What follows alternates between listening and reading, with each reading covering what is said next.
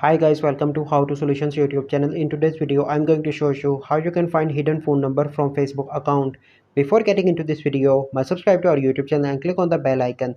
The first step is you need to open Facebook account, and once you open Facebook account, you simply need to click on three bars in the top right, and then you need to click on your friends and select any of your random friends. So these are the requests. So let me select a random friend from here.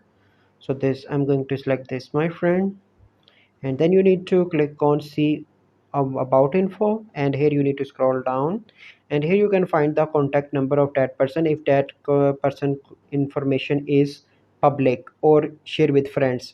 If that person information is only me, you are unable to see his or her number, but if you want, you can send him direct message to your friend and ask him a number, and there is no other option to get the number of your friend without asking, because due to privacy reason Facebook don't allow you this.